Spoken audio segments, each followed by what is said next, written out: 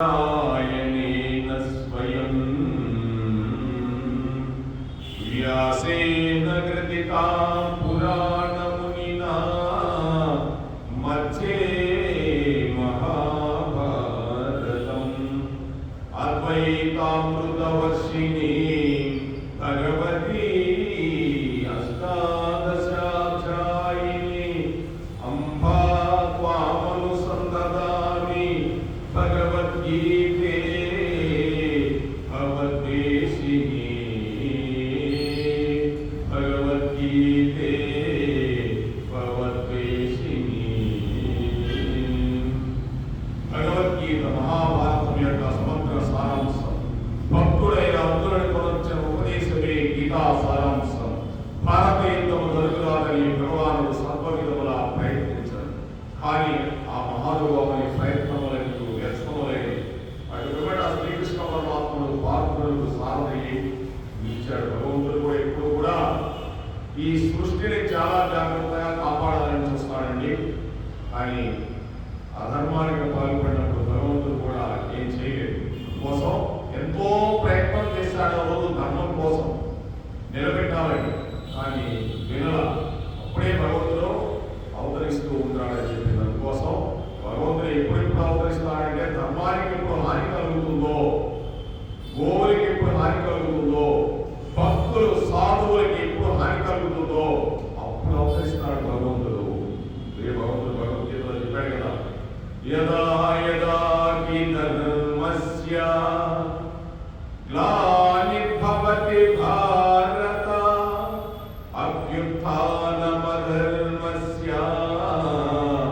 తదాత్మానం సృజామ్యహం పరిత్రాణాయ సాధూనాం వినాశాయ చ దుష్కృతాం ధర్మ సంస్థాపనార్థాయ సంభవామి యుగే యుగే. ఏ కాలమున ధర్మములకు హాని కలుగునో, అధర్మము వృద్ధి చెందును, ఆయా సమయములలో దుష్టులను శిక్షించడకు, శిష్టులను రక్షించడకు, ధర్మమును లెస్సగా స్థాపించడకు ప్రతి ఒక్కరి అవతారం నడుచుతున్నాను వార్త అని భగవంతుడు ఘంటాపదంగా జరుగుతున్నాడు. అందుకే 7 కొండల మీద వెంకటరమణుడే ఈరోజు మన కోసం నిలువ కాళ్ళ మీద పద్మపీఠం మీద నిలబడుకోని స్వామి. ఎవరు నా పదాలు ఆశ్రయిస్తున్నారో వాళ్ళకి నేను ఈ సంసార సాగర నుంచి కాపాడి నాలో చేర్చుకునే దానికి ఆస్కారం ఉందని భగవంతుడు చెప్తున్నాడు. భగవంతుడు పాదాలు ఆశ్రయించడం అంటే భగవంతుడు ఏం చెప్పాడో అది ఆచరించాలన్నాడు. శ్రీ వెంకటేశ్వరుడు ఏమి చెప్పాల, కృష్ణ పరమాత్ముడు వెంకటేశ్వరుడు కొండ మీదకి వచ్చిన తర్వాత ఆయన వేరే రూపంలో ఉన్నాడు కృష్ణుడు. అమ్మకి ఇచ్చిన మాట కోసం, ప్రజలకు ఇచ్చిన మాట కోసం ఆయన వేరే రూపంలో తపం చేస్తూ లక్ష్మీదేవి కోసం లక్ష్మీ లక్ష్మి అంటూ కలవరిస్తూ ఆ కొండల్లో ఉన్నాడు ఆయన. సరే, అదొక స్టోరీ మన కోసం. అందుకోసమే చెప్పిందంతా కృష్ణుడుగా ఉన్నప్పుడే బోధ చేసిందంతా. రామావతారంలో కూడా ఎక్కడ ఎవరికైనా బోధ చేయలేదు. ఎక్కడంటే ఎవరికైనా చెప్పాడా? కొత్త మాట చెప్తా. రామావతారంలో చేసుకుంటూ వెళ్ళిపోయాడు.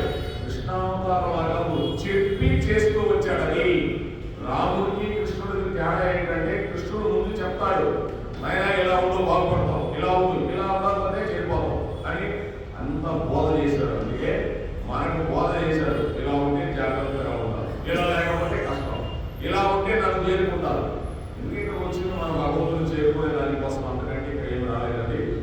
హరే కృష్ణ కృష్ణ కృష్ణ హరే హరే, హరే రామ రామ రామ హరే హరే. 7 కొండల వాడ వెంకటరమణ గోవింద గోవింద.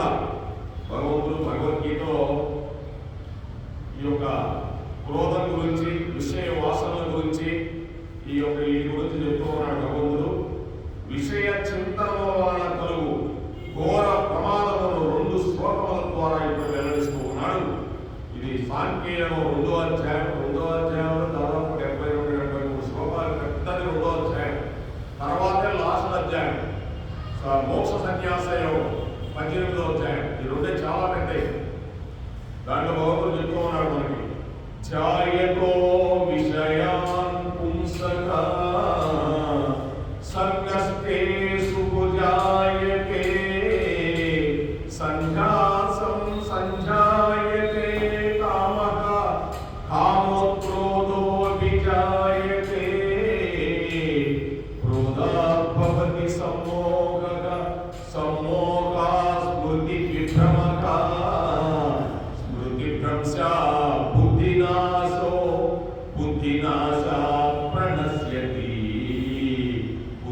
వినాశో బుద్ధినాశ ప్రణశ్యతి.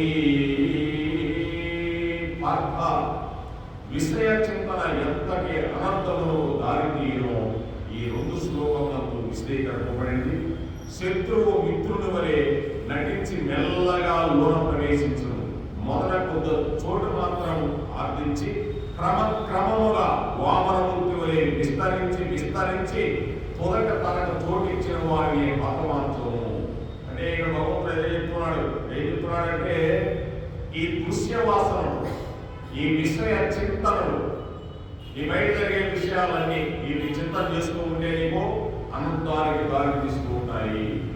వేరే చింతనలంటే వేరేంటి, ఈ ఇంద్రియాల గురించి కొన్ని చెప్పుకుంటూ ఉంటారు ఏదేదో. అటువంటి చింతన చేసేదానికి అనంతాలకు వచ్చి దారి తీస్తాయి. ఆయన ఈ శత్రువులని, ఈ విషయ వాసనలంటే శత్రువులు మనకి.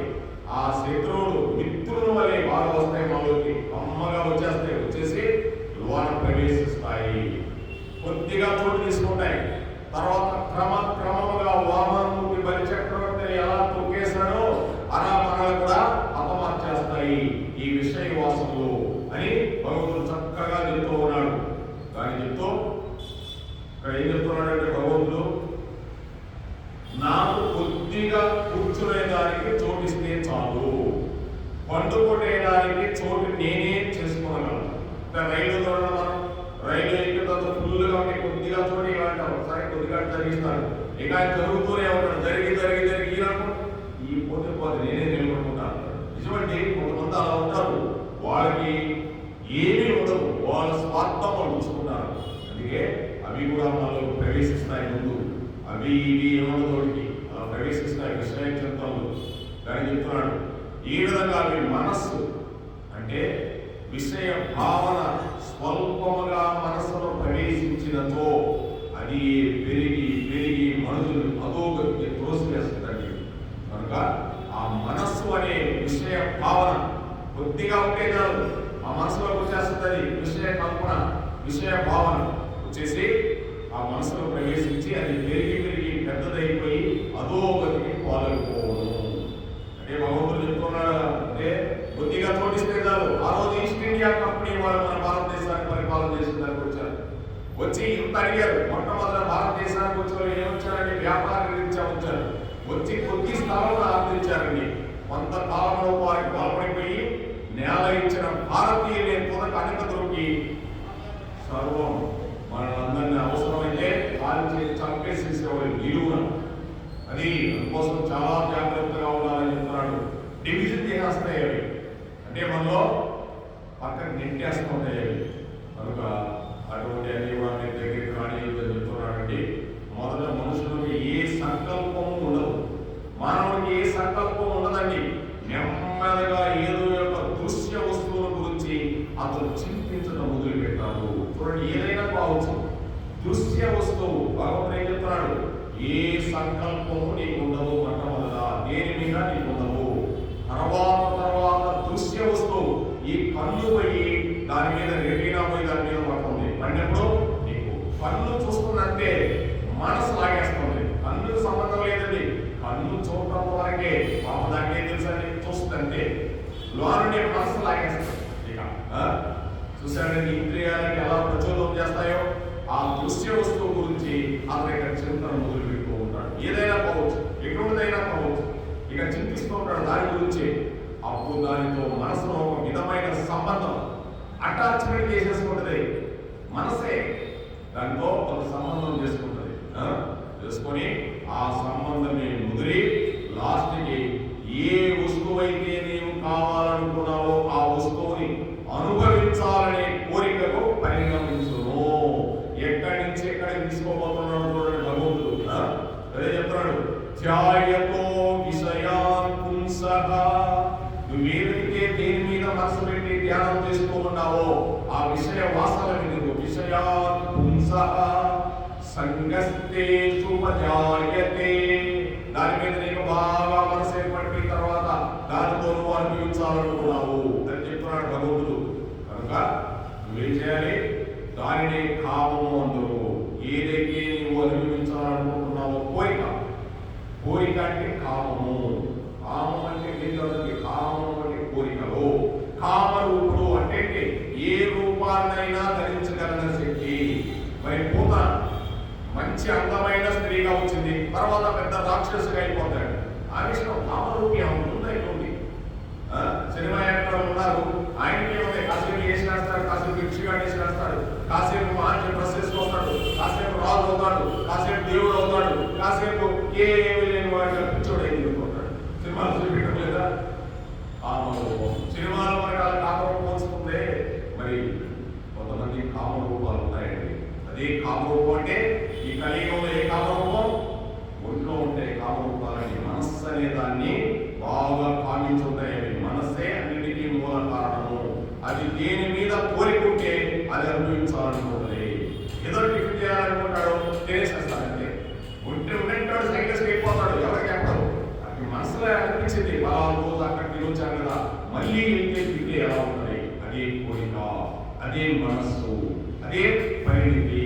దాని చెప్తున్నాడు భగవంతుడు, ఆ విధంగా కోరికగా పరిణమించును.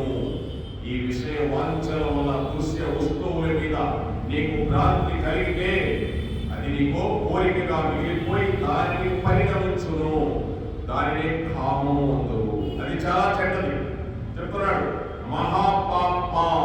ఇక్కడ చెప్తున్నాడు మహాపాప అంటే చాలా పాపిష్టిది అని భగవానుడు దాన్ని ముందు వర్ణించబోతున్నాడు. మహాపాపవని అంటే చెప్పలేము. కోరికంటే ఇంటిలో పాము గాని దొంగ గాని దొరబడినచో ఎంత అపకారములు చేయుదో, హృదయంలో కామము దొరబడినప్పుడు అంత కీడు నచ్చునండి. ఇదే కామము, కోరిక. చూడమని నిన్న అక్కడ పాప వాళ్ళు పైన కోరికల కోసం దాంట్లో దిగాలని అర్ధరాత్రి పూట ఆ మౌని ఏదో ఆ యొక్క అమావాస్య ఒకరి మీద ఒకరికి దాంట్లో దూకారని పెట్టింది. కోరిక పాపం కాదనుకోవాలి. కోరిక, ఆ కోరిక కోరిక, అది ఏం కోరిక? కామం అనే కోరిక. నేను బాగా జయించాలి, నాకు బాగా ఇది రావాలి, పుణ్యం రావాలి. అర్ధరాత్రి కూడా దూరికే పుణ్యం వస్తుంది. అమాయకులు అయిపోయారు ప్రజలండి. ప్రజలు అమాయకులు కాకూడదండి, ఎప్పుడు కూడా జ్ఞానవంతులు కావాలి. అది భగవంతుడు చెప్పేది. నువ్వు జ్ఞానవంతులు కావాలయా. ఎరుక, జ్ఞానం ఎరుక తెలుసుకోవాలి. నువ్వు ప్రతిదీ తెలుసుకుంటేనే నువ్వు ఈ యొక్క భూ ప్రపంచం మీద మనం కూడా సాగించగలిగి, లేకపోతే చాలా కష్టం ఇక్కడ అని భగవంతుడు చెప్తాడు. కోరికలు దొంగలు చాలా వచ్చేస్తే మనలోకి. ఆ దొంగలు వచ్చినప్పుడు ఏం చేస్తారు? మనల్ని చాలా ఇదిగా చేస్తూ ఉంటారు. అందుకోసం ఏ విధంగా మన ఇంట్లో దొంగ వచ్చినా, ఒక సర్పం వచ్చినా కూడా తరిమి వేయలాగిన ఈ కామ పిశాచమును కూడా ఉదయంలో ప్రవేశించడంతో తక్షణమే బయటకు సాగడం పోరాడు. అంత ఈజీగా సాగడం కావాలా? సామాన్యమైన కోరిక అంటే బలీయమైనది. ఏం మామూలు బలీయమైనది కాదు, చాలా బలీయమైనది. లేదు అది పంపించాలంటే మన వల్ల కాదు. కృష్ణ, ఎన్ని జన్మల నుంచి వస్తున్నాయో ఈ కోరికలు నాకు తెలియదు, ఎన్ని అనుభవిస్తున్నాను, కానీ ఇంకా తీరటం లేదు కృష్ణ. అగ్ని వలె పొందుతూనే ఉంది. ఆ భగవంతుడు పట్టుకుంటే, భగవతత్వాన్ని తెలుసుకుంటే ఆ కోరికలు చిన్నగా వెళ్ళిపోతూ ఉంటాయని భగవంతుడు చెప్పుకున్నాడండి. కనుక ఈ కామ పిశాచములు కూడా ఉదయం ప్రవేశించిన తక్షణమే బయటకు సాగకపోవడము, లేక అసలు ప్రవేశం పని ఏకనే ఉండినచో ఇంకా మంచిది. ప్రవేశించినప్పుడు ఈ కొన్ని ఎవరున్నారండి? ఎవరికైనా ఈ మానవులకు వచ్చిన తర్వాత కామ, క్రోధ, మోహం, మదమాచర్యాలు పెట్టాడు స్వామి. మనం తెచ్చుకున్నాం. అవి అన్ని తయారు చేశారు. 24 తత్వాలతో ఈ శరీరాన్ని తయారు చేసి ఆడిపిస్తున్నాడు. ఈ ఆటలో గెలిపేవదో ఓటమేవదో నీ ఇష్టం అని చెప్తున్నాడు భగవంతుడు. సామాన్య విషయం కాదు. కనుక మొలకగా ఉన్నప్పుడే దానిని తుడిచివేయవలెను. అంతేగాని అట్లు చేయకుండా తన స్నేహితులను, చుట్టములను, క్రోధాదులను వెంటనే పిలుచుకొని వచ్చి తన పక్షమును బాగా బలపరుచుకొని జీవుని అధోగతికి కోసివేయును. అంటే ఇక్కడ ఏం చెప్తున్నాడు?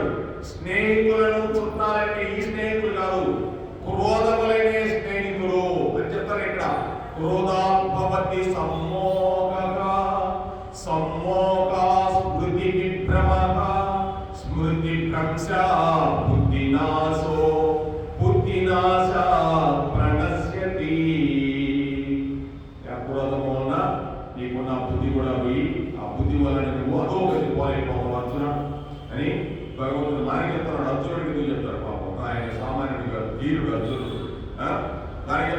కనుక తన చుట్టాలను స్నేహితులను ఈ క్రోధాలను వెంటనే పిలుచుకొని వచ్చేస్తుంది కోరికల వల్ల. కోరికలు తీరకపోతే, ఎవరికైనా కోరిక తీరకపోతే వాడికి చాలా కోపం వస్తుందండి. అందువల్ల ఈ చుట్టాలు ఇవన్నీ కూడా క్రోధాలు అంటే పిలుచుకొని వచ్చేసి తన పక్షాన్ని బాగా బలపరుచుకుంటుంది. జీవుని అధోగతి పాలు చేసేస్తుంది. అంతే కదండి, నన్ను ఎక్కడో పాలు చేస్తుంది కోరికల వల్ల. ఏముంది ఇక్కడ, ఏమన్నా ఉందా? ఏమి లేదు, కానీ ఉంది. ఏంటి అదే తెలుసుకోవాలా. ఉన్నది లేనట్టు, లేదు ఉన్నట్టు చూపిస్తారు భగవంతుడు. ఈ ప్రకృతిలోనే అన్ని ఇక్కడే తయారవుతున్నాయి, ఇక్కడే వెళ్ళిపోతున్నాయి. చూడండి ఆశ్చర్యంగా, రాత్రి అమెరికాలో విమానాలు 2 దూకున్నాయి. ఒక విమానం 67 కావు, అసలు ఒక్కడ పట్ల ఆ శవాలు కూడా 27 దొరికినాయంటే మరి ఎంత పోరాటం ఎట్లా గుర్తుకుంటున్నాయంటే అదంటే మనం ఏం చేస్తాం. ఈ ప్రకృతిలో అన్నీ ఇక్కడే జరుగుతాయి కోసం చాలా జాగ్రత్తగా మనం భగవంతుడు దానికి మనం ఏం చేయలేము. వెళ్ళిపోతుంటాయి, ఎవరు చేస్తారు, ఎవరి కర్మానుసారం వెళ్ళిపోవాల్సిందే. కనుక జీవుడు అధోగతికి త్రోసివేయను. ఎక్కడో ప్రయాసం కోరికల వల్ల ఆ కామం అనే కోరిక, ఆ క్రోధం అనే చుట్టాలు వారికి బాగా తీసుకుంటుంది. బాగా చెప్పుకొని అది బాగా జాగ్రత్తగా ఊరు కట్టుకుంటుంది. ఆ యొక్క కోరికలు, ఆ కోరికలే అధోగతి పాలు చేసేసి క్రోధానికి దారిస్తాయి ఆయన చెప్తున్నాడు. ఈ ఘట్టమందు ఇతర గీతాచరణలో చక్కగా చిత్రీకరించబడ్డాడు. ఈ సాధనలో అతి ముఖ్యమైన ఘట్టం. సాధన చేసేవాడికి భగవంతుడి సాధన అంటే ధ్యానము, సాధన, యోగము ఇవన్నీ సాధనేనండి. ఇవన్నీ చేసేవాడికి ఇది చాలా ముఖ్యమైన ఘట్టం. ఈ కామము, క్రోధము ఈ రెండింటికే బలీయమైన స్థానం మనం ఇచ్చేది. ఇంకా దేనికి ఏమో శత్రువులు ఎవరో వారి ఎట్లు లోనికి ప్రవేశించదో, ఎట్లు బలపడదో, జీవుని ఎట్లు కూలద్రోయదో, వారిని జయించడంలో ఆ విషయంలో కూలస్యంగా ఇట్లా చర్చించబడినవి. అంటే శత్రువులు ఎవరు, వారి ఎట్లు లోనికి ప్రవేశిస్తూ ఉన్నారు. ఎలా ప్రవేశించాలంటే కోటలోకి దూరాలంటే ఏం చేయాలి? కోటలో కొత్తగా శత్రువులు రావాలంటే దారి లేదు. ఎవడో అక్కడ మనవుడు చెప్పాలి, లేకపోతే వాళ్ళకి కోటలు. అంటే బ్రిటిష్ వాళ్ళకి మనవుడు ఝాన్సీ లక్ష్మీబాయి కోటలో ప్రవేశించాలంటే వాళ్ళ వల్ల కాదు. నాన్నక్కడ ఉండేవాడు మన దగ్గరగా వాడు 2 రోజుల తర్వాత వాడు చెప్పాడు, అయ్యా దారి ఇదని చెప్పాడు. సైడ్ నుంచి దారి కొట్టేశారు కోట, పెట్టేశారు. ఇంకొక దారి ఉంది అమ్మవారికి, మళ్ళీ ఆ దారిలో నుంచే ఆ పిల్లవాడి కట్టుకొని వెళ్ళిపోయినారు. చూశారండి, శత్రువులకి ఎక్కడుంటారండి? మనలోనే ఉన్నారు శత్రువులు. ఆ కామ, క్రోధ, మోహం, అనుమానించాలనే శత్రువులు. చూడండి, ఆ కోరిక వల్లే కదా వాళ్ళు ఏదో తప్పించారు, వాళ్ళు చెప్పేశారు. ఏమైపోయింది? వాడు పగిలిపోయింది. అంటే జీవుడు పగిలిపోయారు. ఈ జీవుడు కూడా అదో పాలైపోతున్నాడు. ఏ శత్రువులు అంటే భగవంతుడు చెప్పేది. కానీ వారి ఎట్లు లోనికి ప్రవేశించదో, ఎట్లు బలపడదో, ఎలా బలపడిపోతారో చూడండి. ఆ కోరికలు అనేవి ఎలా బలపడిపోతాయో జీవుని ఎట్లు కూలతో చేస్తారు. ఇక జీవుడికి తెలియదు. ఇక జీవుడు ఆ దాంట్లో పడిపోయినప్పుడు పాపం జీవుడు ఏం చేస్తారు? ఆ కోరికల్లో ఈ శత్రువులు బలంగా ఉంటాయి కనుక వారిని జయించడంలో భగవంతుడు చక్కగా చెప్తూ ఉన్నాడండి. కామమునుడి హృదయమున ప్రవేశించిన వెంటనే కోరిక, కామం అంటే క్రోధమును కూడా రంగస్థలమునకు ఈడ్చును. అది ఇక్కడ ఎక్కడ నీకు కోరిక కలిగిందో, హృదయానికి వచ్చే చేరిందో, పక్కనే క్రోధం కూడా వచ్చి చేరుకుంటది. ఎందుకు? ఈ కామ క్రోధములు ఇరువురు కూడా పరమ మిత్రులు. ఈ కామము, క్రోధము మంచి మిత్రులంటే మామూలు మిత్రులు కాదు, మా స్నేహితులు ఇద్దరు. ఒకరిని విడిచి మరొకరు ఉన్నతారంటే సన్నిహితముగా వీరి ఎందు తలవు చాలా గొప్పగా ఉంది. ఏది? కోరిక, కోపం. ఈ రెండు కోరిక కలిగినప్పుడు దానిని అనుభవించడంలో అడ్డు పెట్టిన వారిపై క్రోధము వచ్చును. వచ్చేస్తుందంటే పిల్లవాటిలో బొమ్మంది ఆడుకుంటున్నాడు చక్కగా, ఏదో తమాషాగా వాళ్ళ నాన్నగారు అమ్మగారికి లాగిస్తే ఎలా ఉంటుంది అనుకుంటాడు. లాగిన కాసేపు చూస్తాడు, ఇలా చూస్తాడు, చాలా కోపం వచ్చేస్తుంది ఆ అబ్బాయికి. అసలు ఎంత పట్టలేదు, ఏడుస్తాడు. ఏం చేయలేదు చిన్న పిల్లవాడిగా ఏడుస్తాడు, అట్టంటాడు, ఇట్టంటాడు, కళ్ళు గాయపోతుంది. మళ్ళీ వెంటనే అనిపించేస్తాడు. చూడండి, వెంటనే కోపం పడుతుంది. చూసారండి, ఎక్కడి నుంచి వచ్చిందా చిన్నపిల్లవాడికి కోపం? అందుకే కోరిక, ఆ కోరికలో నుంచే తీరకపోతే కోపము. అదే చెప్తున్నాడు ఇక్కడ. సమ్మోహ స్మృతి విభ్రమ స్మృతి భ్రంశ బుద్ధినాశో బుద్ధినాశ ప్రణశ్యతి. ఈ విధంగా విధంగా కోరిక కలిగినప్పుడు దాన్ని అనుభవించడంలో అడ్డు పెట్టిన వారిపై క్రోధము వచ్చును. క్రోధము కళ్ళు వంటిది. క్రోధం ఎటువంటిది? కళ్ళు వంటిది.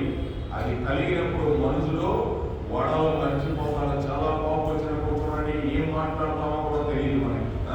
ప్రతి ఒక్కరికి కోపం అనేది లేకుండా ఉండదండి. ఎవరో మహానుభావులు, పుట్టుకతో జ్ఞానులు, అటువంటి వాళ్ళకి కొంతమందికి కోపం ఉండదండి. అలా ఉంటారంటే వాళ్ళు. అందుకే ఒకప్పుడు ఒక మహా, ఆయన పేరు ఏదో ఉందండి, కంచి పీఠాధిపతి. ఆయన కంచి పీఠాధిపతి గారు ఎప్పుడూ కూడా ఆయన ఖాళీ నడకనే వెళ్తాడే కానీ ఎక్కడ ఏ ఎక్కి ఎవరు వస్తువు అని ఏది ఎక్కారండి. ఆయన కంచికి నుంచి అక్కడ ఎక్కడికో వెళ్తూ ఉన్నాడు. శంకరాచార్యుల పీఠంలో కర్ణాటక వెళ్తూ ఉన్నాడు. ఆయన వెళ్తూ అంటే మధ్యలో అర్ధరాత్రి అయిపోయింది. అర్ధరాత్రి 8 అయిపోయింది, 7, 8 అయిపోయింది, 6 ఇంకా మంచిగా కొద్దిగా అడిగి ప్రాంతం అది కర్ణాటక.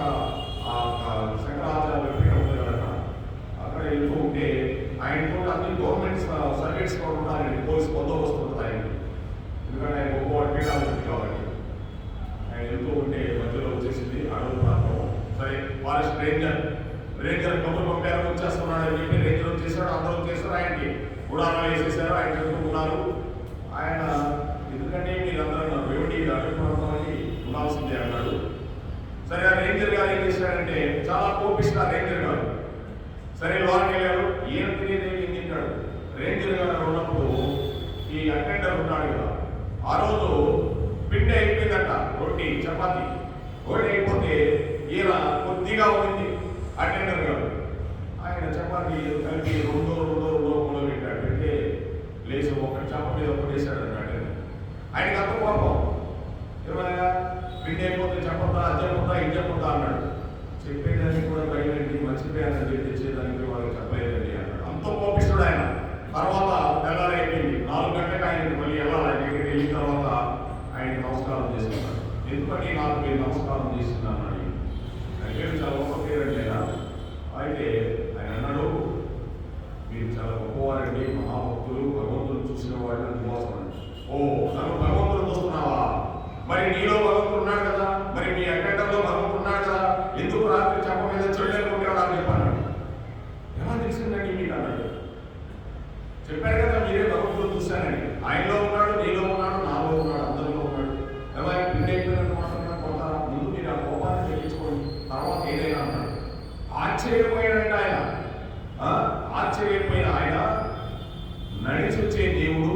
ఆయన వర్షం లేకపోతే వర్షం ఎందుకు చేస్తే వర్షాలు కురుస్తాయి. ఆయన అంత గొప్పవాడు ఆయన. అందువల్ల ఆయన చెప్పాడు.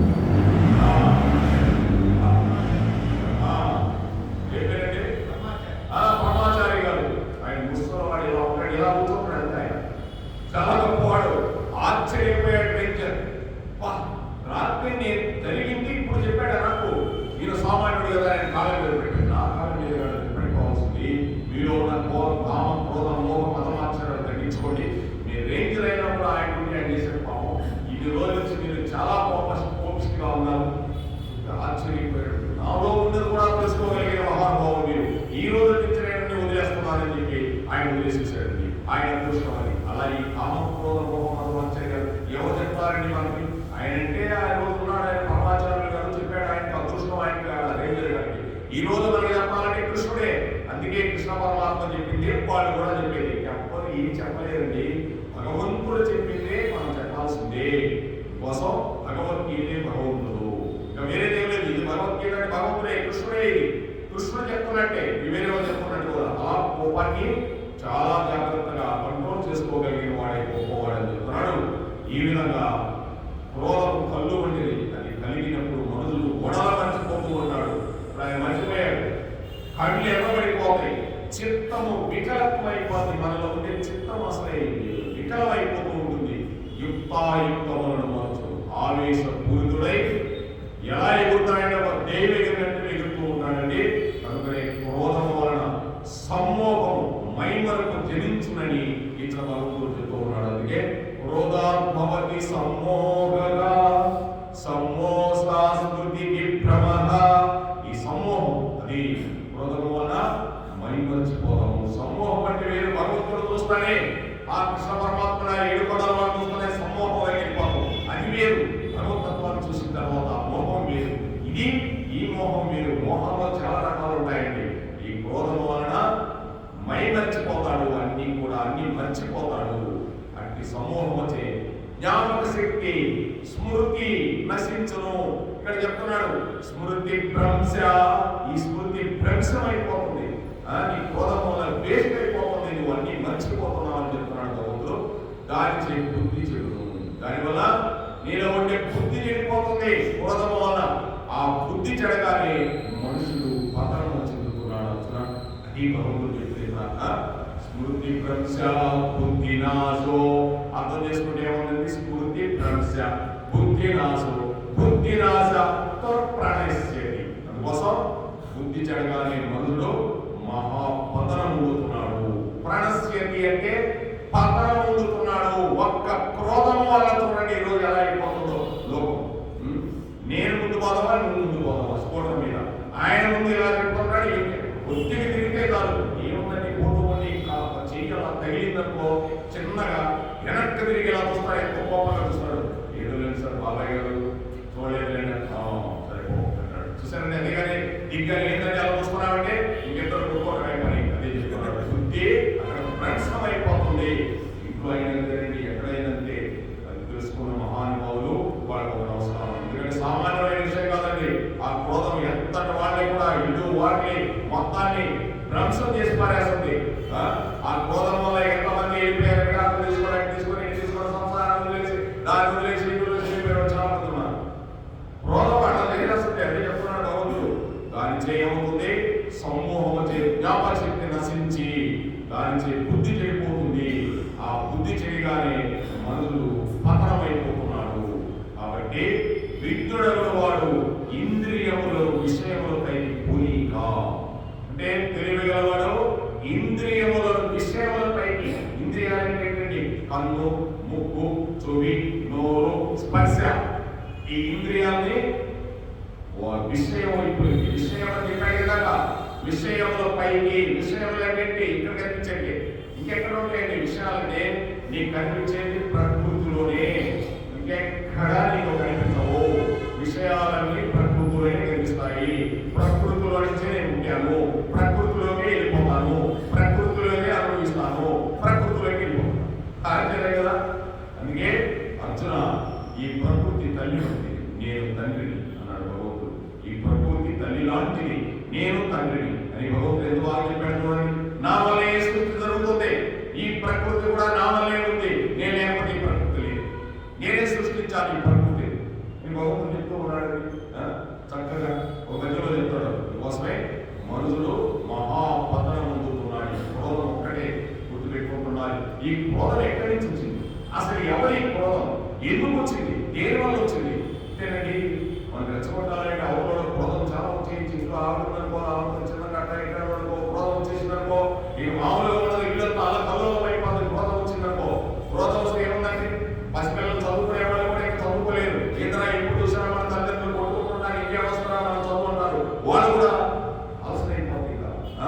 అంటే అలసట ఎప్పుడైతే అలసట చేసిందనుకో పిల్లలు చదువుకోరు. వాళ్ళ భవిష్యత్తు వాళ్ళు కూడా ఇదే సాగదు. అందుకోసం క్రోధం చాలా భయంకరమైంది.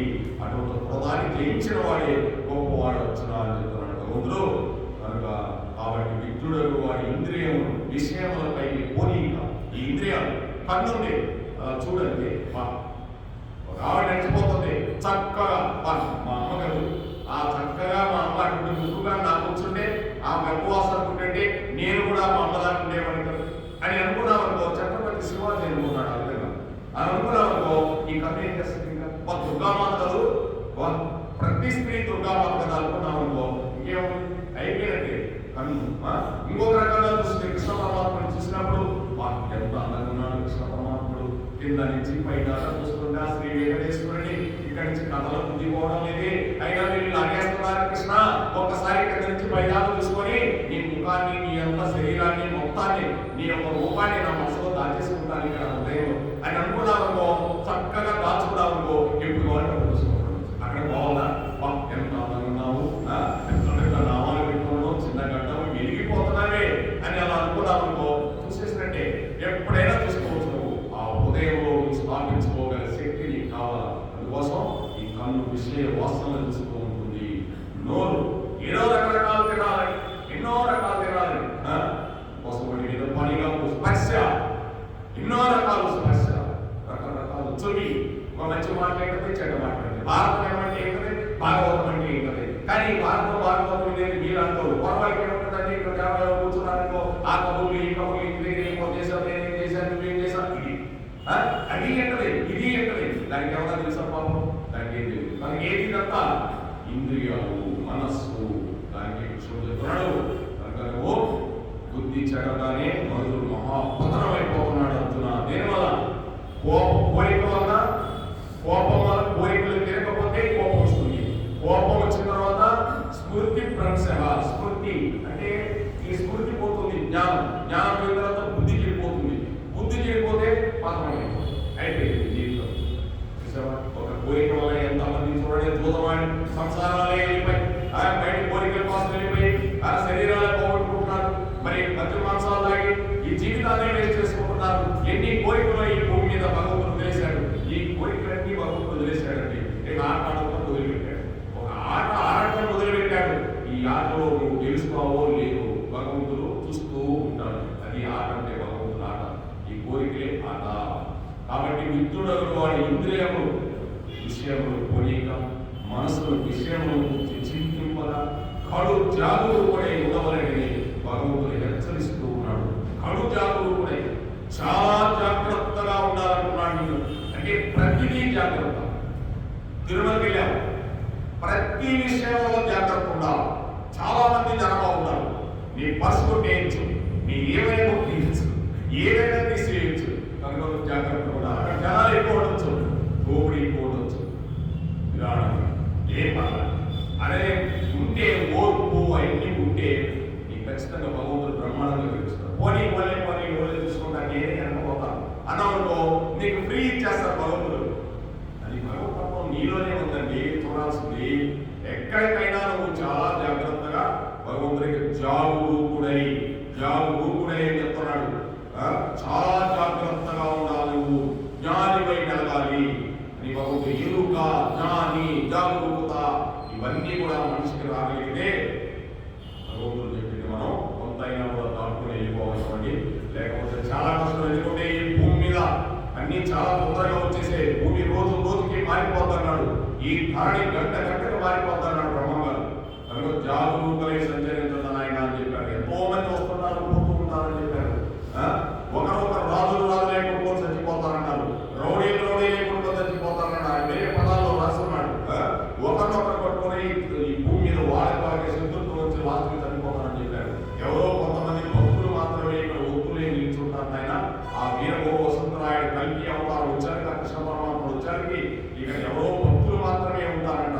ఉండి కూడా ఇంకా దుర్మార్గులని వాళ్ళు కూడా సంహరించేసి 6 కట్టాన్ని ధరించి తెల్ల దూరం మీద వస్తాడంట భగవంతుడు. కనుక మనము జాగరూకులై సంచరించడం. చాలా టైం ఉంది. 4,32,000 సంవత్సరాలు దీని ఆయుష్ ప్రమాణం. ఇప్పుడు 5,120 కాదు.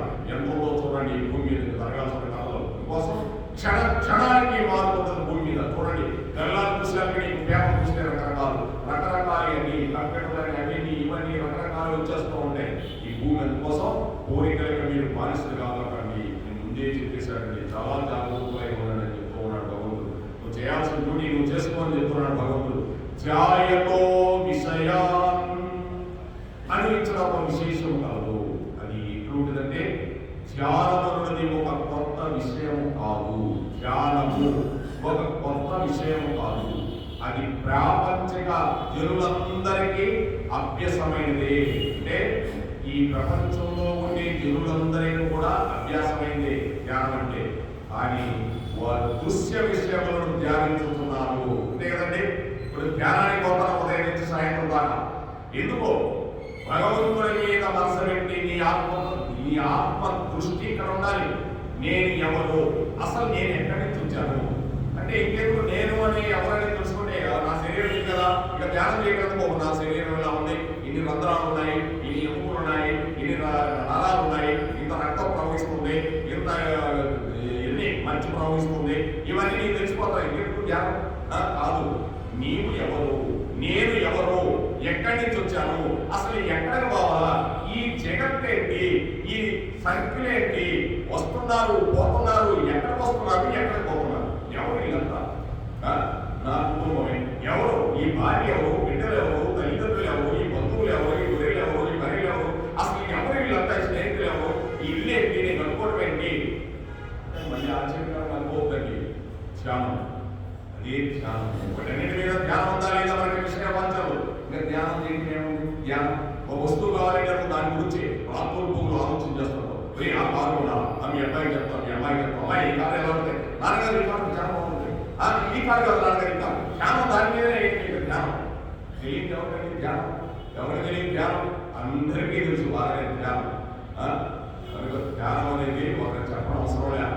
దృశ్య విషయములను ధ్యానించుతున్నారు. అసలు ధ్యానం చేయడం భగవంతుడి మీద, దృశ్య వస్తువుల మీద ధ్యానం. పొద్దున్న లేచినాక నేను కూడా, నువ్వు కూడా, ఎవరైనా కూడా ఆ వస్తువుల మీదనే ధ్యానం. ఏ వస్తువులైనా కావచ్చు అండి, వస్తువులు వస్తువే కాదు, ఏదైనా కూడా ధ్యానమే. భగవంతుని ధ్యానించలేదు కనుక ఇంద్రియ భేదం. అందుకే ధ్యాయతో విషయాన్. భగవంతుడు ఏం చెప్తున్నాడు? విషయాలు అంటున్నాడు. విషయాలంటే విషయములు. ఇందాక మనం అనుకున్నాడుగా ఈ భూలోకమైన విషయాలు, దాన్ని ధ్యానిస్తున్నాడంట. ధ్యాయతో విషయాన్ పుంసక సంగస్తే సధ్యాయతే. కనుక ఓటి మీదనే ధ్యానం చేస్తున్నాడు, నా గురించి ధ్యానం చేయడం లేదు.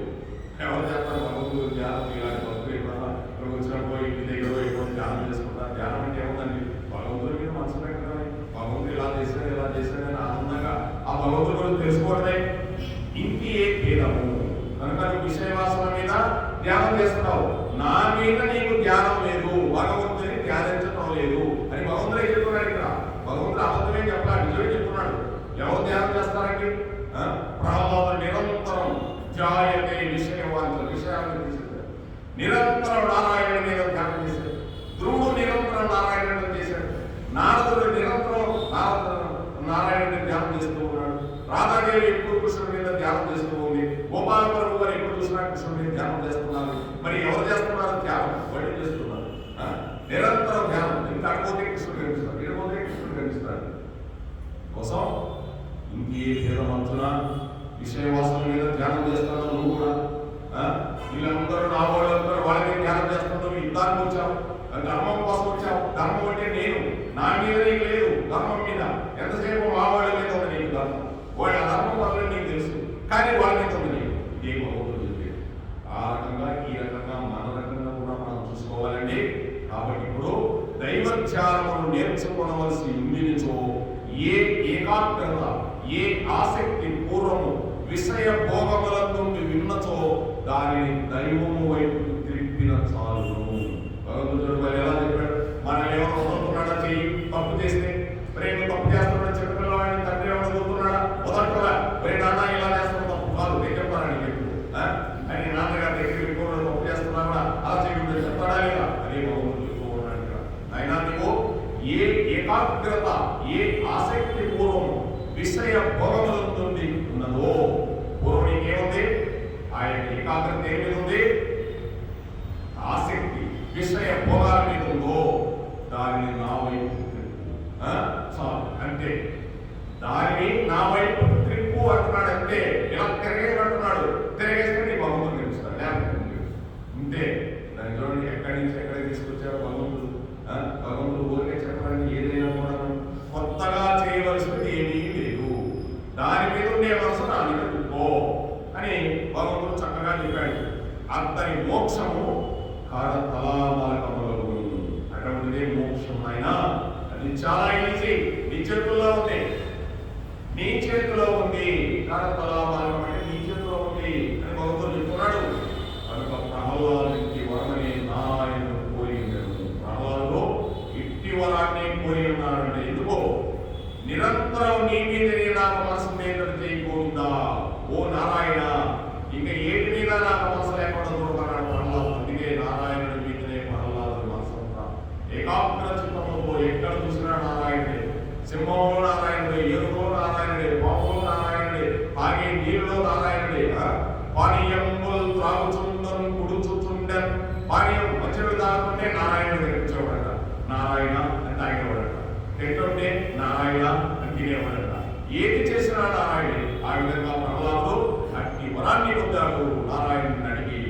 ఆమె విషయ ధ్యానము వదిలి దైవ ధ్యానమును స్వీకరించవలను.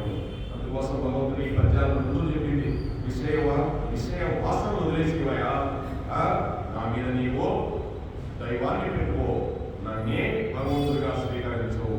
మోహం అని చెప్పగా సమ్మోహము అని చెప్పడం వలన, భ్రమ అని చెప్పగా విభ్రమ అని చెప్పడం వలన, అస్యతి అని చెప్పగా ప్రణశ్యతి అని చెప్పడం వలన ఆయా వస్తువు లేక క్రియ లేక ఆధిక్యత అక్కడ వెల్లడించబడినది. నువ్వు విషయ వాక్యాలను వదిలేసి నిరంతరం నా గురించి దైవ ధ్యానంలో ఉందని చెప్తున్నాడు. ఎలా ఉంటామని ఉన్న చేయడం నీ డ్యూటీ నీదే, భగవంతుడి మీద మనసు పెట్టడం అంటే ఏముందరా అనేది చాలా కష్టం. అని ఏ పని చేస్తున్నా భగవంతుడి మీద మనసు పెడితే అదే ధ్యానము. కొన్ని రోజులకి అదే ప్రహ్లాదుడు ఏం చేశాడంటే అదే చేశాడంటే, అన్నం పెడుతుంటే నారాయణుడు అనుకున్నాడు, నీళ్ళు తాగుతుంటే నారాయణుడు అనుకున్నాడు, ఏది చూసినా నారాయణుడు అనుకున్నాడు. అందుకే నారాయణ వెళ్ళిపోయాడు. ఎక్కడ కనిపించినా నారాయణుడు, నిరంతరం ఆయనతోనే ఉన్నాడు నారాయణుడు. ఎక్కడికి పోతాడు? ఆ విధంగా జీవుని వినాశంలో ఏది అతున దృశ్య విషయ చింతన.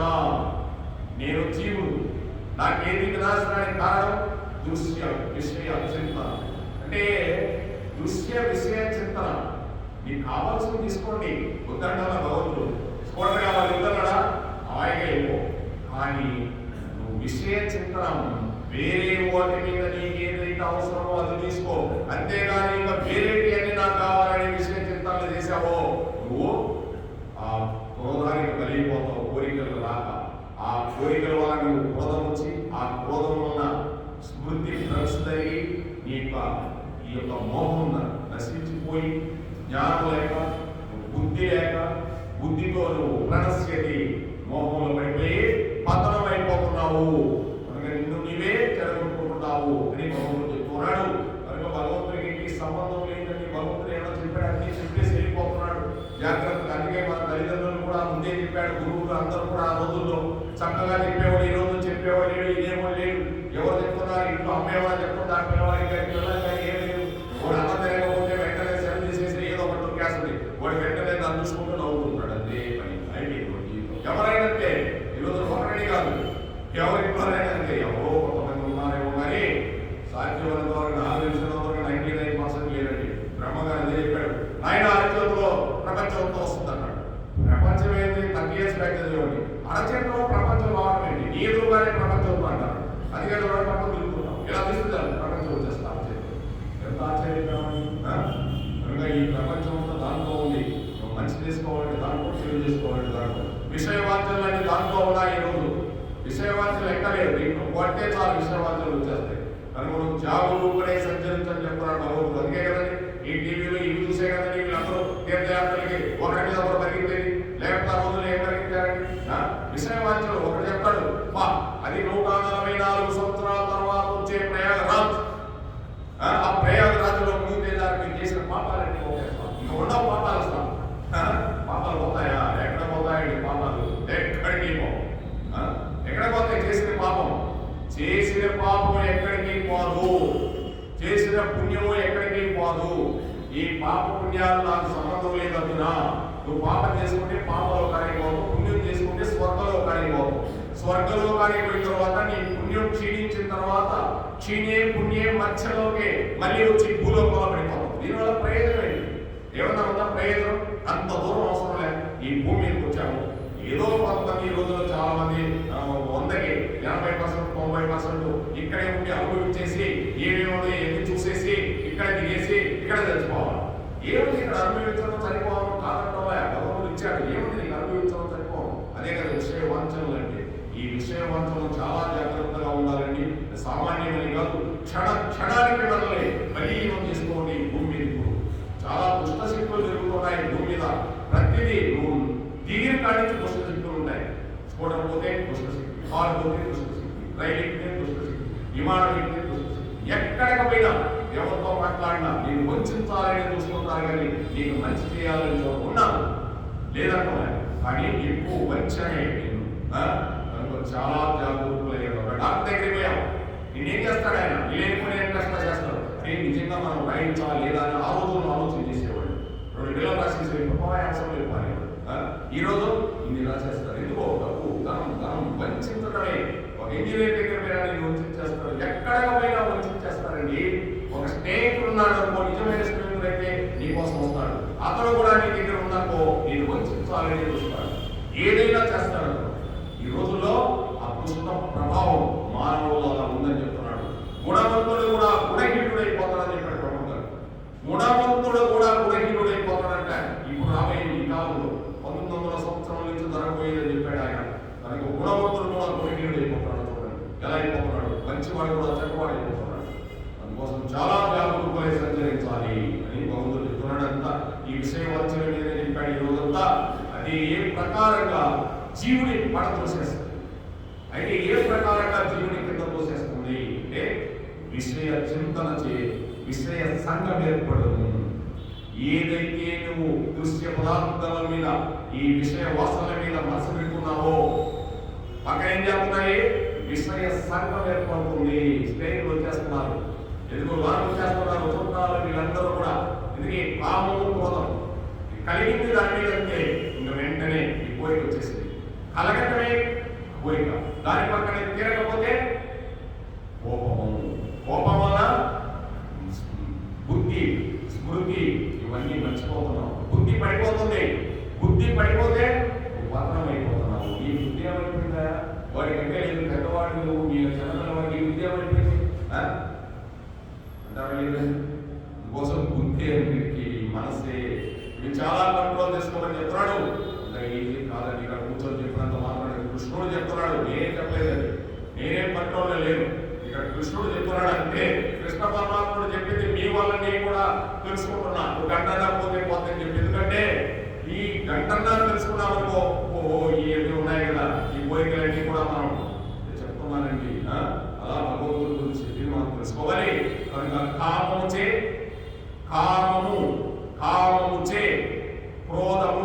క్రోధముచే సమ్మోహముచే విస్మృతిచే బుద్ధినాశముచో అధోగతి ప్రాప్తి క్రమముగా సంభవించను. దీనికి అనుమానమే లేదు. ఏం చెప్తున్నాడు? కోరికల వలన, కామం అంటే కోరికల వలన ఆ కోరికలు తీరకపోతే దాని వలన క్రోధం వస్తుంది. ఆ క్రోధము చేత సమ్మోహం అంటే ఈ యొక్క మోహంలో పడిపోతాడు. ఆ మోహము చేత విస్మృతి చెందుతాడు, బుద్ధిహీనుడైపోతున్నాడు. ఆ బుద్ధి నాశనం అయిపోతే అధోగతి పడిపోతున్నాడు. ఇంకా లేచడానికి కూడా అధోగతి పడిపోతాడు. అంటే లూప్లో పడిపోతాడు. అయిపోయినట్టు స్టోరీ క్లోజ్, తొందరగా అయిపోయినట్టు, అతను ముగిసిపోయినట్టు. కనుక చూడండి 47, 37 ఎంతమంది చనిపోయారు, ఎంత బాధేస్తుందో పాపం, ఎలా వెళ్ళారు, ఎంత ఆనందంగా వెళ్ళారు. కానీ మనకి ఏం తెలుసు, భగవంతుడు ఉంటే అక్కడ రక్షించాలని ఉన్నాడు. భగవంతుడు పట్టించుకోడండి. భగవంతుడు ఏం పట్టించుకోడు, ఆయన చూస్తూ ఉంటాడు. నీలో ఎంత ఉందా భక్తి నువ్వు తెలుసుకోవాలంటే కూడా భగవంతుడు అదే కదా, ఆత్మ సత్యము ఆత్మనిత్యము. అవతలలో ఆత్మని, నీలో ఆత్మకి నువ్వు తొందరగా పోవాలనుకోకూడదు. అందరిలో భగవంతుడు ఉన్నాడు. ఎదురుగా ఉండే అమ్మాయిలో భగవంతుడు చూసి ఇంకేముందండి, భగవంతుడు కృష్ణుడు అక్కడ ఉన్నాడా? కృష్ణుడు అక్కడే ఉన్నాడు. కృష్ణుడు ఉండబట్టే రాము, ధర్మము, అందము, సొగసు అన్నీ ఉన్నాయి. అంటే కృష్ణుడే ఎంతమంత ఎవరికి మందా అందు కాదు. కృష్ణుడు లేకపోతే అంటే ఆత్మ లేకపోతే రోత, గప్పు, ఏక్యము తీసక మరేగా వెళ్ళిపోయాడు భగవంతుడు. ఇంకెందుకు శరీరం? కనుక భగవంతుడు ఉన్నాడు, ప్రతిదీ భగవంతుడు ఉన్నాడు. ఏది మాట్లాడుతున్నావు మనం జాగ్రత్తగా అనుకోవాలి. ఏది చూస్తున్నావు కృష్ణుడితో మాట్లాడినట్టే, కృష్ణుడితో ఉన్నట్టే. కనుక చాలా జాగరూకులై ఉండాలి. ప్రతి మనిషితో, ప్రతి జీవితో కూడా మనం జాగరూకులై సంచారం చేయాలని భగవంతుడు చెప్తూ ఉన్నాడండి. కనుక ఇంద్రియములను స్వాధీనపరచుకున్న స్థితప్రజ్ఞుడు ప్రపంచమును ఎట్లు వెలుగును, ఎట్టి ఫలితములు పొందును భగవంతుడు మళ్ళీ చెప్తూ ఆడిపడలేదు. ఎందుకంటే ఈ ఇంద్రియాలను స్వాధీనపరుచుకున్నవాడు ఏ సామాన్య విషయమా ఇంద్రియాలు స్వాధీనపరచుకోవాలంటే? ఇప్పుడు చెప్పాడు కదా భగవంతుడు, ఏదో సామాన్యంగా ఉంటాయా ఇంద్రియాలంటే? పాము కంటే గొప్ప ఇంద్రియాలు. రావణాసురుడు అందులోనే నేను ఇంద్రియాలను జయించాలని పదార్థం అనుకునేవాడంట, నేను జయించాలనుకునేవాడంట. మండోదరి చెప్పేదంట, నువ్వు అసలు ఒక్క ఇంద్రియం కూడా జయించలేదా అంతే. మండోదరి చెప్పిందంట, రోజు చెప్పేదంట. అంటే మండోదరి బయలు చెప్పేస్తుంది అంతే. మండోదరిని చాలా అంతగతం తెచ్చుకున్నాడు ఆయన.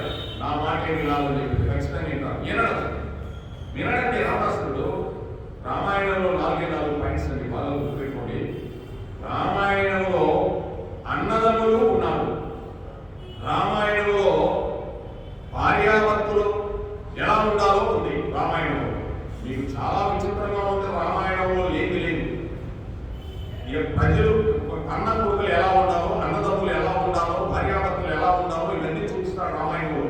అందుకే చాలా దాంపత్యాలు ఉన్నాయి. సీతారాముడు ఒక దాంపత్యం, రావణాసురుడు మండోదరి ఒక దాంపత్యం, మరి సుగ్రీవుడు ఆయన పేరు రావణుడు ఒక దాంపత్యం, వారి తార ఒక దాంపత్యం, ఈ విధంగా గౌతముడు అహల్య ఒక దాంపత్యం. ఇటువంటి దాంపత్యాలు మీకు చాలా వస్తాయి రామాయణంలో. సామాన్యమైన రామాయణంలో మొట్టమొదటి తీసుకున్నాం. రామాయణంలో అహల్య ఆమె బ్రహ్మదేవుడు కుమార్తె. ఆయన సృష్టించాడు అంతే, ఒక అందమైన అహల్యని సృష్టించాడు. సరే, ఇంద్రుడు మోహించాడు. ఆమె ఎప్పుడో ఏమైనా పెళ్లి చేసుకోవాలన్నాడు. గౌతముడికి చేశాడు. గౌతముడు ఎక్కడో తపం చేసుకుని వచ్చాడు. నారదుడు చెప్పాడు, అయ్యా అక్కడ ఒక అహల్య అందరికి ఉంది, నువ్వు ఏం చేసుకోవాలి అన్నాడు. ఆయనకి నాకు ఎందుకు బాగా, నేను భగవంతుడు గురించాడు. ఆదరవాయి అన్నాడు. నారదుడు తీసుకొచ్చాడు. సరే, అహల్యని పెళ్లి చేసుకుని వచ్చాడు. ఇంద్రుడికి ఆయన మీద మోహం ఉంది. ఎలా ఇంద్రుడు అంత దూరం మోహానికి కోరిక విషయ వాచ్యంలో సామాన్యమని ఆ గౌతముడు మనకు చూపిస్తున్నాడు దారి. వాళ్ళ వల్ల మనకు దారి చూపిస్తాడు. సరే, ఆయన ఆశ్రమంలో ఉన్నాడు. ఆయన ఆశ్రమంలో లేనప్పుడు ఇంద్రుడు వెళ్ళి సరే ఆమెతో రమించాడు. అయిపోయింది. పాపం ఆమె తెలియదు అసలు. ఆమెకి తెలియదు రామాయణంలో అని పొరపాటు వీళ్ళు చెప్పేది. కనుక అయిపోతారని ఆయన వచ్చాడు. ఎక్కడి నుంచో వచ్చాడు. ఆయనలో కోడి కూసాడు. ఆయనకో ఎక్కడికో వెళ్ళి ఆయన సంధ్యావందనం చేసుకొని వస్తాడు. సరే, వచ్చిన తర్వాత చూశాడు. ఆమెకి శాపించాడు. ఏంటి శాపించాడు? ఇంద్రుడికి నీ ఉషగడముల కింద పడిపోగా అన్నాడు. అయిపోయింది ఆయన పని. ఆయన కూర్చుంది అయిపోయాడు. సరే, తర్వాత ఆయన మళ్ళీ దేవతలంతా వస్తాడు. దాని గురించి ఏది ఉంది. తర్వాత ఏమిచ్చాడు? ఏమైనా రాయగమని చెప్పలేదండి. మీరు పొరపాటు. రామాయణంలో రాయగమని చెప్పాలి. ఆమెకు శాపిస్తూ నీవు ఇక్కడే ఉండు, ఈ ఆశ్రమంలో ఉండు, నీకు ఆకలి, దప్పులు, నిద్ర ఇవన్నీ ఇబ్బంది లేకుండా చేసేస్తున్నాను. నిరంతరం ఆ నారాయణుడు స్మరణలో ఉంటావు. ఎప్పుడు నీకు ఎప్పటికీ కనిపించవు. నువ్వు అలాగే నిరంతరం నారాయణుడు స్మరణలో ఉంటావని ఆయన శాపించాడు. నారాయణుడు ఒకప్పుడు ఇక్కడికి వస్తాడు. ఆయన గాలి ధూళి తగిలి నువ్వు మరలా పవిత్రం అవుతావు చెప్పాడు. గాలి తగిలి కాదండి, ఆయన ధూళి తగిలి. నారాయణుడు అక్కడ ఆశ్రమంలో కాలు పెడితే చాలు ఆ మళ్ళీ ఎలా ఆగిపోతుంది. అందుకోసం అటువంటి దాంపత్యం వచ్చాడు. నారాయణుడు రామచంద్రుడు వచ్చాడు. ఆయన కృష్ణ పరమాత్ముడు వచ్చి ఆ ఆశ్రమంలో అక్కడ కాలు పెట్టాడు. అంతే, అదొక స్టోరీ. విశ్వామిత్రుడిని అడుగుతాడు. విశ్వామిత్రుడు ఏమనుకున్నా తెలుసు? రామచంద్రుడు విశ్వామిత్ర ఏ బ్రహ్మన్? విశ్వామిత్రుడు అన్నాడు, ఏ బ్రహ్మన్ అంటే బ్రహ్మం తెలిసినవాడా? ఏమిటి ఆశ్రమం? ఎవరు లేరు, చాలా అందంగా ఉంది, రకరకాలుగా చుట్టూ ఉన్నాయి, కానీ ఎవరు లేరు, ఏంటి ఆశ్రమం కథ అన్నాడు. ఇది రామ అని చెప్పాడు. ఓహో సరే, పదము రామ అన్నాడు. వాడు కాలు అక్కడ పెట్టాడు. అహల్య మామూలుగా వచ్చేసింది బయటికి. అందుకే రామ పాద తగిలి అహల్య ఏమి బయటకు రాలేదండి. పరమ పవిత్రాలు. ఆయన గౌతమ మహర్షి భార్య. ఈయన రాముడు మానవుడు, భగవంతుడే. కానీ 20 కాలు తగిలిస్తాడా? తగిలేవాడు ఆయన భగవంతుడు. కానీ రాముడు నారాయణుడు కాదు, నరుడు రూపంలో ఉన్నాడు. అందుకోసం ఆమె చాలా పవిత్రురాలు. 20 కాలు తగిలిస్తాడా? సినిమాలలో కదండి, రామాయణ చదవాలి. ఆయన పాద ధూళి తగ్గగానే ఆమె లేచిన అహల్య పరమ పవిత్రం అయిపోయింది. వచ్చాడు, ఎక్కడి నుంచో వచ్చేసాడు మహర్షి. వచ్చేసి మళ్ళీ అహల్యం చేయబట్టుకున్నాడు. రాముడు ఇద్దరు సంసారం చేస్తామన్నాడు. చూశారండి, అది మన భారతదేశం అంటే, అది పరమ పవిత్రమైన దేశం అంటే. అందుకే ఈ రోజుల్లో ఇద్దరికి కోపం వస్తే ఇద్దరు విడాకులుచుకొని వెళ్ళిపోతున్నారు. ఒకరికి ఒక సంబంధం లేదు. కానీ అహల్య తప్పు చేసినా కూడా ఆమె తెలియదు. కానీ నారాయణుడు వస్తాడు, పవిత్రం చేస్తాడు, మళ్ళీ మనతో నలుగురు సంసారం చేస్తాం. అందుకు రామాయణం వచ్చింది. తప్పు జరిగినంత మాత్రాన వెళ్ళిపోతాం కదండి. ఆ తప్పులు సర్దుకొని నువ్వు దాన్ని నిలబెట్టగలిగిన వాడే గొప్పవాడు. అదే క్షమాగుణము. అటువంటి గుణం కావాలి మనకి. ఏముందండి, దేహం ఉంటుందా? వెళ్ళిపోతుంది, తెలుసుకోవాలా. అది రామాయణం ఊరక వచ్చింది. రామాయణం కాలు తగిలింది, వెళ్ళిపోయింది, ఇది కాదు. వెంటనే అహల్య ఆ రామచంద్రుడు చూస్తానే రాముడు నమస్కారం చేశాడు అహల్యకి. ఆమె చేయడా? ఇట్లా నమస్కారం చేశాడు. మహాపతివ్రత శిరోమణి తల్లి అన్నాడు. అంతే, రామచంద్రుడి 16 ఏళ్ళ యువకుడు ఆయన. చూసావా, నరుడుగా ఉన్నాడు, నమస్కారం చేశాడు. అది రామచంద్రుడు అంటే గొప్పతనం. కృష్ణావతారం వేరు, అది రాముడే, ఆయన అన్ని చేస్తాడు. కానీ మళ్ళీ ఇద్దరు భార్య. అది ఒక తంట. సీతారాములు ఒకదంట ఎటువంటి కష్టాలైనా నష్టాలైనా సీత రాముడితోనే బయలుదేరింది. రాముడు పాదాలు లేకుండా తిరగాల, సీత కూడా పాదాలు లేకుండా, సీతమ్మ కూడా పాదాలు లేకుండా జరిగింది. రాముడు ఎక్కడ ఉంటే అక్కడ ఉంటుంది. రాముడు అరణ్యంలో ఉంటుంటే సీతమ్మ ఆయన గుండెల మీద తలపెట్టుకోనుకుంటుంది. చుట్టూ పోయేవాళ్ళు ఉన్నారు, అందరూ ఉన్నారు, కానీ నా భర్త ఉన్నాడు అని ధైర్యంతో ఆ రామచంద్రుడు తలపెట్టి రామచంద్రుడు ఎలా మీకు స్నానం పెట్టి నిద్ర పెడతారు రాత్రి అంతా. లక్ష్మణుడు చెప్తాడు ఇదంతా మనకి. చూడండి దాంపత్యం. మళ్ళీ శ్రీరాముని అగ్ని పునీతం చేసి తీసుకొచ్చాడు.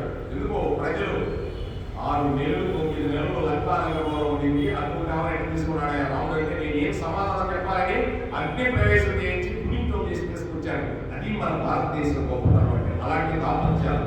మరి రావణాసురుడు మండోదరి చూడండి, మరి ఎగురుతాడు వారి తార, వీళ్ళిద్దరు చూడండి ఎలా ఉంటుంది దాంపత్యాలు. తార ఎందుకుందంటే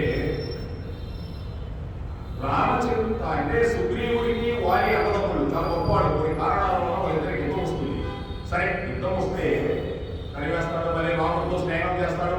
రాముడు పంపిస్తాడు. పంపించిన తర్వాత యుద్ధానికి పోటీ చెప్పు నేను ఉంటాను. చెప్తుంది ఏమండి వారి చాలా పౌరుషం ఉంది. నేను మొన్నే విన్నాను, మన కుమారుడు అంగదుడు చెప్పాడు, ఎవరో రామలక్ష్మణులంట అయోధ్యపురి దశరథ మహారాజు కుమారులు చక్రవర్తులు వాళ్ళు సుగ్రీవుడితో స్నేహం చేశారు, ఏదో ఉంది కదా నువ్వు జాగ్రత్త అండి అని చెప్తే వాడేం చేస్తాడు, సుగ్రీవుడు అన్ని చేస్తాడు, వెళ్ళిపోతాడు. మళ్ళీ వస్తాడు సుగ్రీవుడు తగ్గించుకొని వెళ్ళిపోతాడు. మళ్ళీ వస్తే మళ్ళీ చెప్పి ఎనకేదో దొరుకుతుందండి రహస్యము, మీరు జాగ్రత్త అన్నాడు. వింటాడన్నీ వాలి, బాగా గుర్తుపెట్టుకోండి, వారిని చెప్పింది అన్నీ వింటాడండి వాలి, కానీ ఆచరణ అది అలా ఉంటే దాంపత్యాలు. కొంతమంది వింటాడు బాగా, ఈయన ఇంట్లో చెప్పినాడు మాట బాగా వింటాడు. నువ్వు చూడడానికి బాగుందండి, నువ్వు పోతే డబ్బులు పోతాయండి, నేనేమో ఉద్యోగం పోతాను అంటాడు. ఖచ్చితంగా అంటాడు మీరు చూద్దాం అంటాడు. అన్నీ వింటాడు కానీ వేస్ట్. వెళ్ళినా తగ్గించుకున్నాడా, రాముడు చెప్పుకోవచ్చు సంహరించబడ్డాడా, తాను చెప్పిందా, వింటాడు అన్నీ కానీ ఆచరించడు. చూడండి దాంపత్యాలు ఎలా ఉంటాయి. ఇందాక గౌరవం ఎట్లుంటాడు, ఈయన ఎట్లుంటాడు, ఇద్దరు బాగుంటారు కానీ ఆ మాట విన్నట్టుంటాడు. అంటే ఏం చేసి చేసేస్తాడు. మరి రావణాసురుడు అసలు వినడు, మండోదరికి అప్పుడు అసలు వినడు, నువ్వు చెప్పేది నాకేది అంటాడు. ఇది దాంపత్యాలు. అలా ఉంటుందండి భూమి మీద కూడా. ఒక ఆయన అసలు చెప్పలేడు, ఆవిడ ఏదో వచ్చి మాట చెప్పకపోతే ఆయన నీకే తెలుసు, నాకు అడిగి తెలుసు అంటాడు.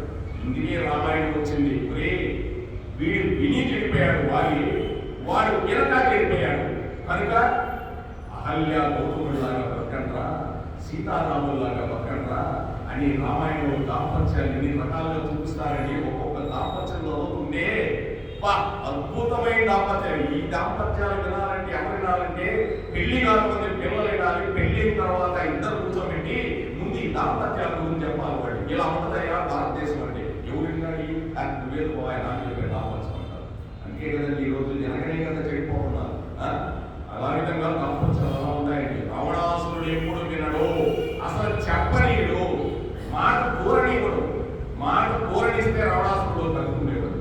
దూరణి వాడిని దూరణిస్తాడు, అన్నీ వింటాడు కానీ వాళ్ళు చేసే పని వాళ్ళు చేసేస్తాడు. ఇంకా లాభం చెప్పండి. ఆమె మంత్రులాగా చెప్పండి. తారంటే సామాన్య వాళ్ళు చాలా జ్ఞానవంతురాలని తారంటే ఆమె మంత్రులాగా చెప్పండి. ఆ మాట వింటే వాళ్ళు బాగుపడుతుండేవాడు.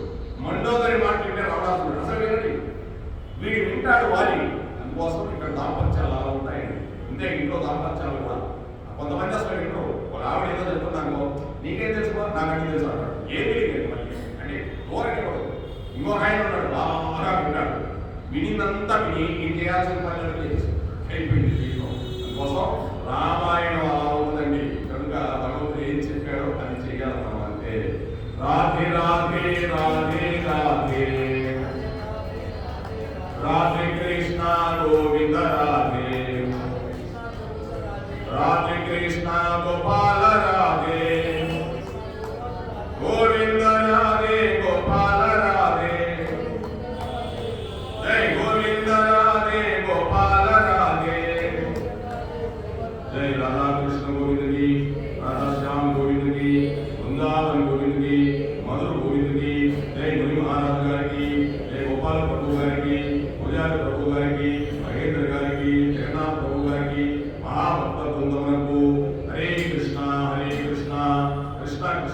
హరే హరే హరే రామ రామ రామ హరే హరే యత్ర యోగేశ్వరః కృష్ణో యత్ర పార్థో ధనుర్ధరః తత్ర శ్రీర్విజయో భూతికా ధ్రువాని తిర్మతిర్మిమా.